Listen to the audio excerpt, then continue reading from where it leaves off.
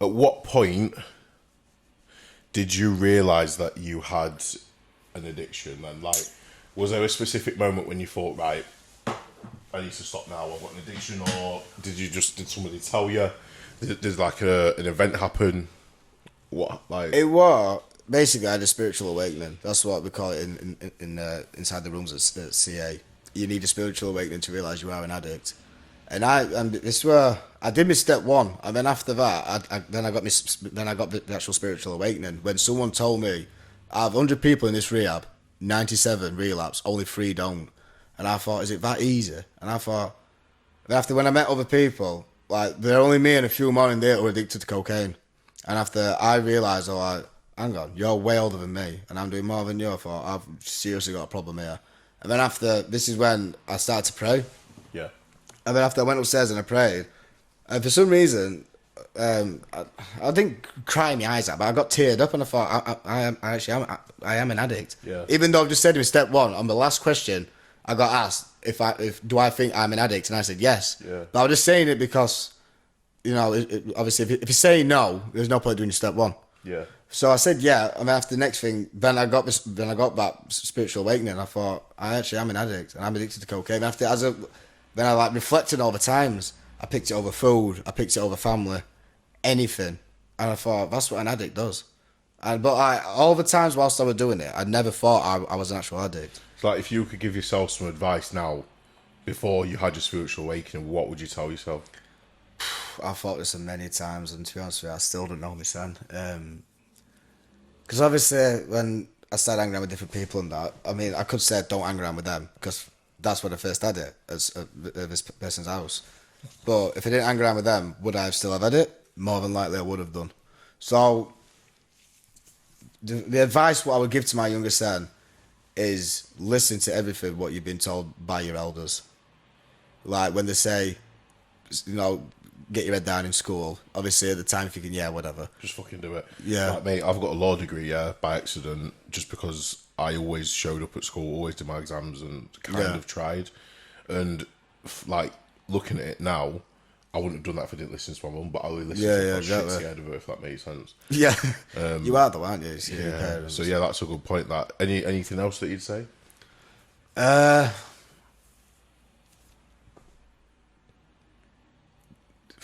don't know, really, to be honest with you, because I've thought about this question because I've watched many videos. I mean, I watched one where it's probably... Right, so let's do it differently then. Well, forget it's you. So there's somebody that's sat at home right now and they're doing exactly what you were doing before. There is somebody that's doing that. What advice are you going to give them? Is it really making you that happy? Like you keep taking it? Would you have given yourself that? Would you have asked yourself that question then? If I could go back now and ask me that question, I would do. What do you think your answer would have been at the time? No. I'm not, because you don't enjoy it. You don't. Yeah. Because like you don't enjoy it one bit. You name me one person who's had drugs and been happy the same. But after the day after, are they still happy? No, they're fucking not. Drinking, drugs, it doesn't matter what it is. Like any sort of indulging, overeating, eating disorders, exactly. Like that, you're never ever actually really happy. You're not making that memories. False satisfaction that you have from consuming whatever it is that you're addicted to is just filling an empty hole that you haven't filled. Exactly. Do you know what I mean? You're not making memories. You're making nightmares. Yeah. You're making things. You're making things what will come back and bite you on the arse. Yeah.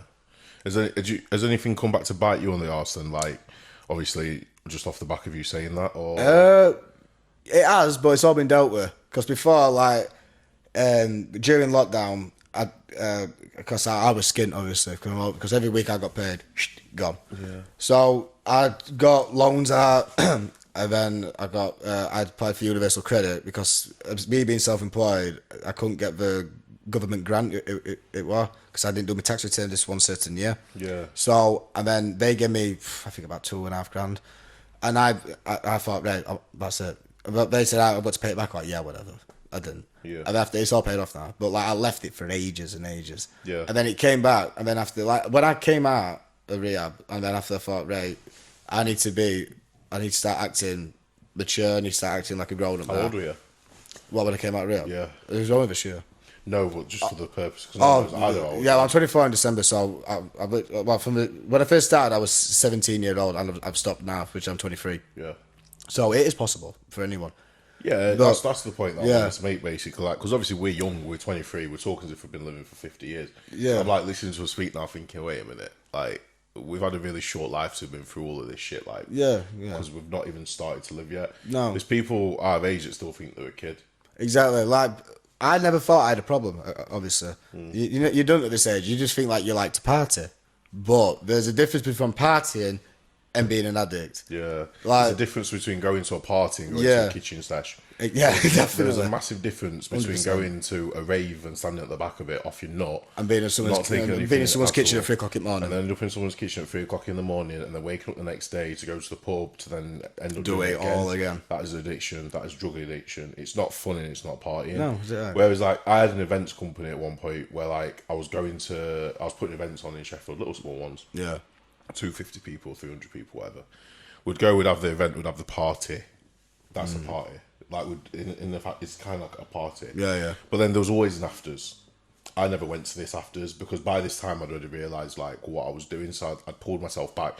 So as mad as it sounds, I stopped going out and drinking and doing drugs as much because I was smashing the gym. I was going through like a photo shoot transformation at the time. Yeah, yeah, yeah. I started an events company and then I was around drugs and people and drinking and stuff all the time, and I'd just watch them. Yeah. The only thing that stopped me from getting involved was the fact that I wanted to be up in the morning at the gym, yeah, exactly. literally. So, like, just a bit of advice out there, obviously, for young people. If you're sat in a position now where, like, you're going around this revolving cycle and you feel like you're just partying or seeing your mates or enjoying it, number one, you've got the wrong friends. Number two, you're wasting your time. And number three, life's too short to be doing the shit you're doing. And people love you. But like, this is the thing: the people I used to hang around with, and like, I've changed. They're still doing the same shit. That's what I'm saying. They're still in the same rat race. They're still doing the same things. Yeah. That's the thing. You have to break. You have to break the cycle. You have to break the cycle. Definitely. You have to not be scared of being alone and not be scared of being that person that's going to be looked at and someone to say to you like, oh, you've changed. Like, if somebody tells you you've changed, take it as a... Lowe's take told it me as that I've changed. Yeah, take it as a tap on the back, mate. Like, you've progressed. That's what's happened. Take that as not as an insult. Take it as a Pat on compliment. the back, yeah. You- Tap on the back, pat on the back. Yeah. Tap. Tap on the back. Fucking hell. But, yeah, so... You've realised what's going on. You've been to rehab now. You're getting help, obviously, day to day. You're now helping other people. Is that right? I've done the 12 steps, so I'm now a sponsor. You're now a sponsor. So, are you actively like? I did have a sponsor, but he just didn't want it yet. So Who doesn't want it yet? no, he's only young. So, but I do it still hear off him. Yeah, no, I still ask how he is, but that's the thing. You have to want it. You have to want it. Like you can't say, oh, you know, my girlfriend's gonna leave me unless I change. Yeah. So I want to change. What happens is when you do change and she still leaves you? What happens then? Yeah. So, let's just say, yeah, you've got a friend now. So, I wasn't in your life when you went through this phase because I was going through my own madness. Yeah, yeah. Do you know what I mean? Like, after school, everything went 100 miles per hour very quick. And, like, because we went to such a weird school where, like, I was from a different town in South Yorkshire, you were from another town in South Yorkshire, we still saw each other all the time while at school. After school, it became harder with work and shit, obviously. Yeah, of course it did. Granted. Like, if we were in each other's lives at the time, we'd have... I'm not going to say that anything would have been different, but let's just say, hypothetically speaking, I was you and you was me, and we were spending time together every day, but I was chilling with other people doing things that I shouldn't be doing. So... Vice versa, yeah. Yeah, vice versa. What would you look at in somebody to tell you that they've got an addiction? Because having been somebody that's had an addiction before, if you could name one thing that gives a telltale sign that somebody's got an addiction, just for them people out there that have got friends that might be going through this and have not yet noticed it and they could possibly help them. So it's basically someone who's like, can I tell who's someone who's Yeah, so an how addict? would you identify that somebody's got an addiction if they're your friend? Like, for me personally, behavioural changes. So if somebody is like one way one week and then the next week they're a different way, and then you're noticing like constant changes in the mood swings, not always being present and stuff like that. If you notice things like that in somebody, there's usually something adverse that's happening that you can't see. There's a good few people I know who is an addict, but they won't admit it. Yeah, so like how can you tell if someone's an addict? The actions. The actions of what they do, and how they explain many stories. Like an addict will lie so their benefit is satisfied. So I used to lie all the time. Like, say if I owed money, or I can't pay it this week because I've got to pay my mum. You know, I'll make out something else just so for my satisfaction, so I can get more. You know, so like everything what I did, it suits me. Yeah. So basically, like I said, again, you being selfish. That's the big one. If they're selfish, but like there's people who are selfish and who don't drink or anything, but that's just them. But the ones who will say, "Oh, I'm not rough. I'm not hungover. I'm not gonna come down," Yeah. and you know full well they've just been out the night before. Yeah. You can they stand out like a sore thumb. Yeah, so look out for basically like small white lies and selfish decisions that like help them to acquire their substance. And yeah, like selfish as well in a way. Like they'll want your help. Basically, being a narcissist, they'll want your help. They'll want your sympathy, but they'll give you fuck all in return. Fuck. It's a fact. So that's I mean that's the one what hit me because I was a narcissist, being an addict. Yeah. Even though I thought I like to help people, I was helping them for my benefit, so they'll help me. But I didn't really help them to a certain extent. I used to probably lend them like a tenner or something, and after I'd ask them for like 50 quid. There's a big difference here. Yeah. I know what you're saying. Oh, I've had like- friends that do that. Yeah. Yeah. So well, like you have to watch out for that as well. I mean, not watch out, but like just keep an eye out on it. Yeah. Because obviously that is also a sign of an addict. I mean, it's not just drugs. It could be anything like obviously. I mean, like when I was in rehab, like with people in there who were addicted to like Xanax and that, you know, like things we can buy over the counter. Yeah. So it don't matter. Mate, they are obviously, without going into too much detail, do you know because the Americans made them cool on TV? Like, It's not cool one bit. It rots your Xanax teeth. are like the worst things It you rots can your have. teeth, rots your insides. I mean, like that drink It's is. an opioid. It's basically like it's in the same family group as heroin. Yeah, I know it is. Yeah, exactly. I mean, I had it once, and I'll never have it. Well, obviously, I didn't have it again. I never will. Yeah. But there's just stuff like that. What like people have it because they feel like they're stressed and that, and obviously. But why would you want something more? What's just gonna go fucking knock you out when you can't even wait? Remember what's happened for the past few hours. Yeah. And you're absolutely zonked out when you can't even do nothing. So you just wasted about half a day. It's them wasted days for me, like especially drinking wise for me. The reason why I don't go out is because I actually can't afford to miss out. Now, like you've seen how my day's so structured today, where like I could tell you to the half an hour when I'd be where I was. And Yeah. I've been in I will say I'm very impressed after today. in the last 24 hours. I've been in 3 different towns, if that makes sense. So Yeah, like I've been in where I'm from originally, like Rotherham. I've been in Leeds. I'm where I am now.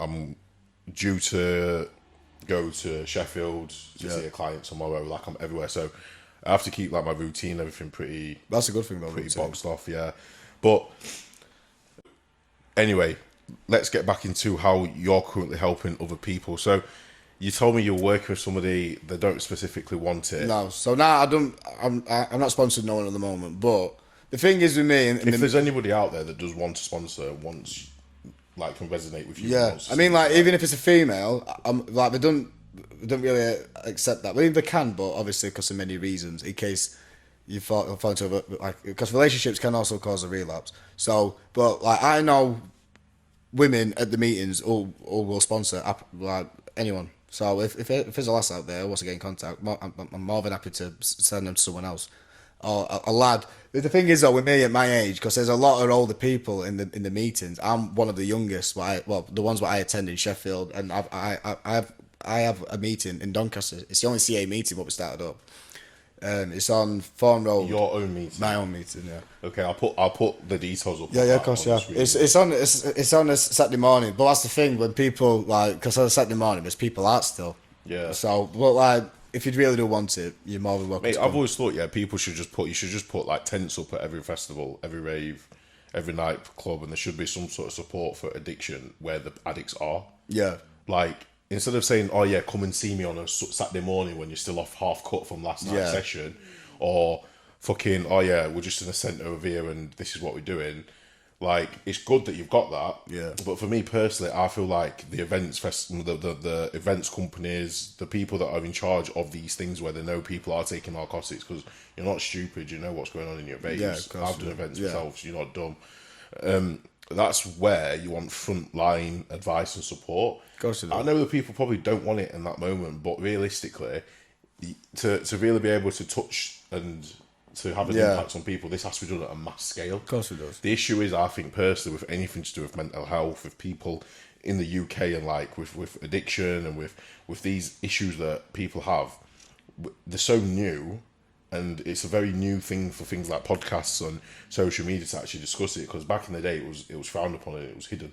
Yeah, People hid the drugs. CA's only just been around for like a certain amount of years. It actually started off as AA, Alcoholics Anonymous. Yeah. And then CA's evolved from that because obviously they found out it's not... Because cocaine used to be used in fucking medicines and that. Yeah, it was So- a Coca-Cola. Yeah, exactly. Imagine that. Well, that's the reason why, you know, is it chocolate milk? That's the reason why that got brought out. Because when they took cocaine out of a virtual drink, Coca-Cola, Yeah. everyone started to like get very angry. So we had chocolate milk as like a substitute. That's mad.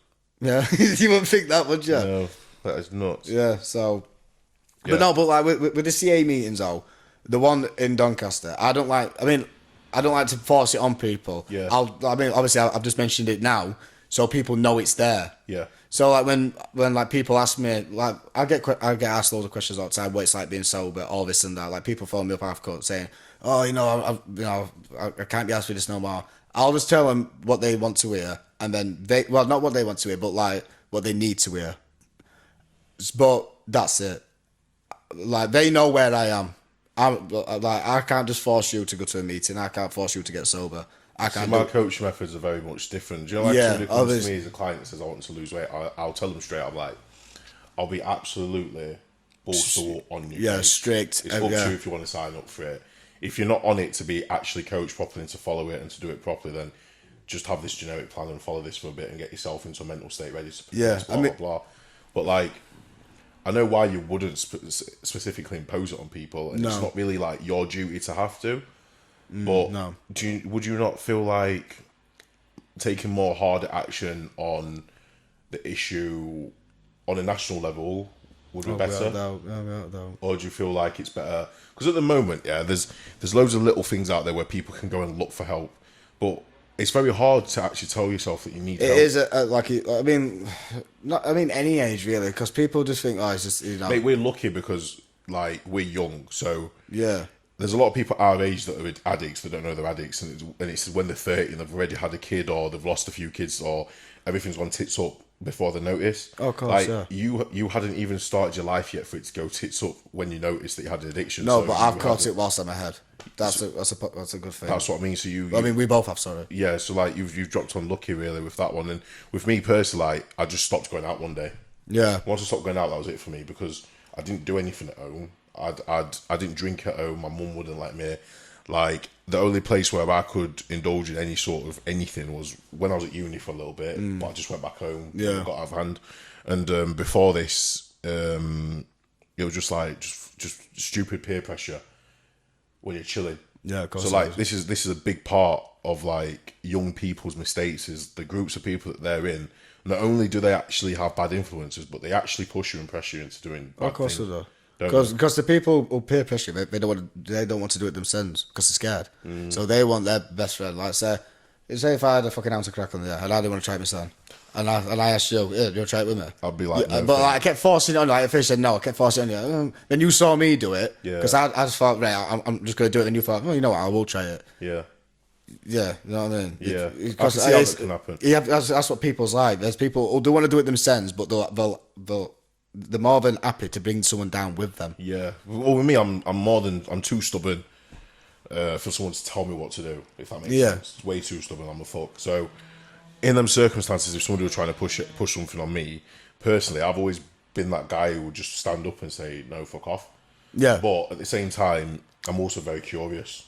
Exactly. Yeah. Do you know what I mean? So like, that's what gets a lot of people curiosity. First ever Leeds Fest 2016, and then somebody offered me some chocolate that had mushrooms in it from Amsterdam. Well, lethal. Just got there 5 seconds into Leeds Fest. I had this chocolate, thinking it's fucking chocolate. You're chatting shit. Next thing you know, I could see frogs. That was no the same with me when I had acid once. Honestly, that was a mad trip. I got scared.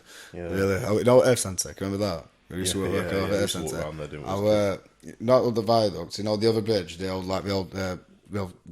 think it's like a coal mining bridge or something which transport coal over. That's what the viaduct was as well. But there's another bridge anyway. I went up there, and then I can remember walking up. It's a dangerous place with acid. That like the viaducts in Conisbrough, is it? Yeah, Conisbrough, yeah. It's probably the biggest fucking highest thing I've ever been on in my life. sheer drop. Can't tell when I did pull-ups off it and you'll grab me. I don't even know. As kids, we were actually quite fucked, really. Yeah. Like, if you think about it, because what were we doing up there, for Yeah. starters? And second of all, I vaguely do remember, but like, thinking back to it now, like, I'm thinking, what the fuck? Because that's a big drop, that. I'm sure it's about 60 feet. Yeah. 60, 70. You die before you get halfway down. A bloke actually jumped off out into the actual... is it the River Don? He actually jumped in it. And he survived. He survived, but he broke his rib, fractured his arm, and he did something with his leg as well. From hitting water. So that's how big this He was. literally jumped in it, just in his boxers. And we used to go up there and chill, didn't we? And so you went on a trip up there. I went on trip. Well, I didn't go to Viaducts. I missed that. And then, but I had it as I was walking up because I went off my head. And then after I just had these acid tabs, and I thought, you know what, I'm gonna have it. And honestly, I wish I still had the same scare because after that I didn't have acid ever again. But after, I wish I had the scare with cocaine, so like something to scare me that much, so I didn't have it. Yeah. But I was up there, and then for some reason I'm up there. Then I just came round. It was 2:00 in the morning. And then I was literally like that, my head, like head down, and I've looked up, and there's a fire there, and then I just saw blood on this train. I'm like, what the fuck's that from? But I looked at my hand, and I'm like, oh, me, and I don't even know how I've done that because literally, you know, like off what's that film called with Tom Hanks? Castaway. You know where he's got the hand with the ball. Yeah. My hand were a perfect print. I went, what the fuck? And so I started sketching out, looking around me like, who's here? And then after I went like that, I went, why is it? Where? I went, it's me. I don't even know how. But like that scared me enough not to take acid again. Like with many other drugs, I've been scared enough. But I didn't. I've had more life-threatening illnesses, and I've been in hospital that many times from cocaine. It didn't put me off. What illnesses did you have, if you don't mind me asking? I didn't even know this. I mean, like, obviously, I went into hospital 2 years back. I had, obviously, I lost my body were in just stress. I was weak. The sweats, like insomnia and just everything like that, all built up, anxiety and everything. Yeah. From like after, like led to self-harming and much more. And then after, like I was just ill, like just pure ill. Like I couldn't eat. Like I think this was the longest I went without drugs. Like I did a week without it. Yeah. And then after, like, because that full week, I was still working, but I was exhausted. Like when it got to snap time, I did not eat. I was literally in toilets, sat on toilet, like with the seat down, like the full thing. I was literally going like that because I was absolutely exhausted. But I didn't have no drugs. I was having, I was literally, as soon as I came from work, I went straight to bed. I had no food or whatsoever. Yeah. Because like, everything what I ate, I would just bring it back up. Yeah. And I was just pure ill. And then after, then it ended. When I went to the hospital, because we're down there, I had like the testicle went enlarged, and I mean really bad. Like I couldn't walk. It literally, I'm not joking. If you don't realise how much you use your testicles, I swear to God, every time I farted, I cried, mate. No way. I'm honest. I'm like, how the fuck is this possible? Every time I cough, sneeze, everything, I couldn't even walk. Oh no. So, and then they gave me some tablets, and then I came out of hospital, then I went back in like 2 days later, because these tablets, I was getting shooty pains up my back, I couldn't sleep or anything. So there's me shouting my mum about 1:30 in the morning, something like that. Mum, what's up? So she phoned, is it 111? You know, Yeah. 101. And they said, so I went to Doncaster A&E, and then I was in there for 12 hours, and then obviously when I told them what happened, and then even though it's been in 2 days before, they did like they checked everything They again. have to do that, Yeah.